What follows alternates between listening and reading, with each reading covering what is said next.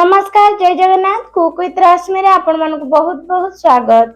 आज मु आपण मानक पई नहीं आछि भेंडी रो गुटे नुआ रेसिपी जहा कि छोट टू बड़ समस्त को पसंद आसीबो। थरे मो स्टाइल रे एमिति भेंडी को बनै कि देखंतु खाइबा पई स्वादिष्ट लागो। बनेबा बहुत सहज, मात्र 5 मिनिट रे याकू बनै कि रेडी करि परिबे।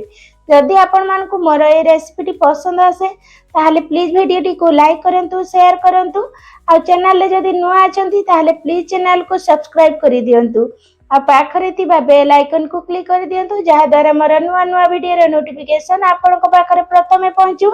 चलंतु ताहले लेट न करी रोषेई स्टार्ट करिया।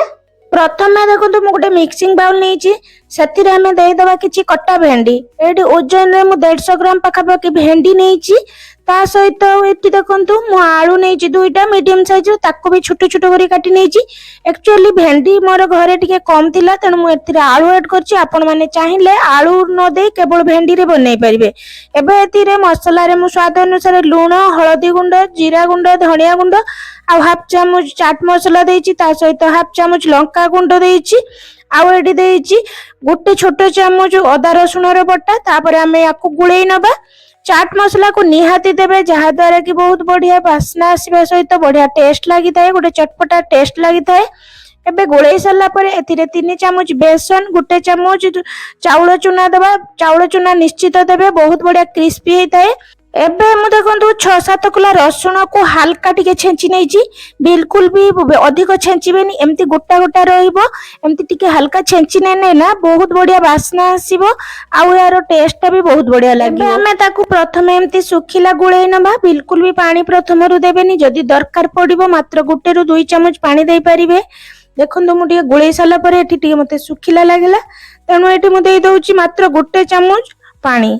जदि उदा अच्छी बेसी भेंडी आउ आलू ताले पानी बिल्कुल दरकार पड़िबोनी।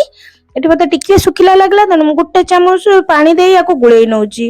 एबे चलंतु गैस रे हमें कढ़ाई बसे देइचे। एई रेसिपी को माने भेंडी आउ आलू को आपण माने चाहिले बेसी तेल देई छाणी परिबे। मु किंतु एठी याको छाणु नाही, मात्र एठी 2 ରୁ 2.5 चामच सोरिष तेल दउची। तेल गरम होला परे सेतिरे हाफ चामच जीरा को फुटै नबा आ 2टी सुखिला लंका को छिड़की दे दबा। एबे एथिरे हमें गुळी की रखिथिबा भेंडी आउ आलू को एडी ऐड करबा आउ याकू एपट सेपट करे गुळेई नबा। एबे ये देखंतु भलो भाबरे मु एडी गुळेई नेली। एबे याकू हमें कवर करिकि प्रथमे 2-3 मिनिट छाडी दबा कुक होबा पई। ए रेसिपी बनेया पई बहुत कम टाइम दरकार हुए, मैक्सिमम 5-6 मिनिट भीतर रेडी हे जिवो। एडी देखंतु मु कवर करिकि छाडी देइथिली। एबे 2 ରୁ 3 मिनिट परे मु एडी कवर बाहर करी चेक करि नउची आउ टिके गुळेई नउची एठी। बस ए भलिया हमको आलू आउ भेंडी सिझिबा पर्यंत याकू एमती भाजी नबार अछि। मोटी गुळेई नेली आउ याकू पुणी याकू कवर करिकि आउ 2-3 मिनिट एठी छाडी दउची। एठी देखंतु लास्ट रे एठी देखंतु एठी टोटल कुक होबार भेंडी रो एठी 5-6 मिनिट हे गलानी। एबे हमें कवर बाहर करिकि एठी चेक करि नबा। एठी मु आपण मानकू चेक करिकि भी देखौची। देखंतु आलू आउ भेंडी एठी परफेक्टली सिझी जाइछि।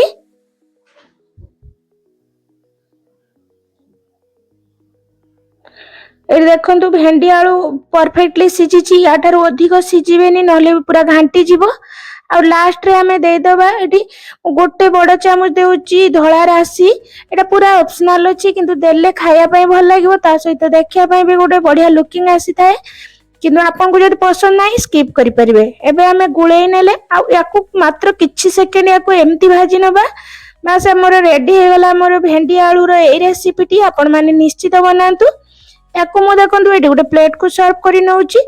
आपण माने भेंडी आलू रो ए क्रिस्पी भजा को बनै कि भात, रुटी, पखाल सबुथिरे खाई परिबे। बहुत बढ़िया लागिवो खाया पई। नॉर्मली पिला माने एम्ति परिया को जदि हमें भाजी कि दबा किबा तरकारी करि दबा ना जम्मा खाया पई पसंद करंतिनी। तेनु एई भलिया एम्ति क्रिस्पी भेंडी आलू भजा बनै कि देयंतु, देखिबे पिला माने बहुत खुशी रे खाइबे। आ याकू हमें तेल रे छाणी ने जहा कि बहुत कम तेल व्यवहार करचे रुसई पई। तेनु ए खाया पई भी बहुत बढ़िया लागिवो आ हेल्दी भी हेबो। याकू आपण माने थोरे निहाती घरे ट्राई करंतु आ केमिति लागला प्लीज कमेंट सेक्शन में जणाइबे।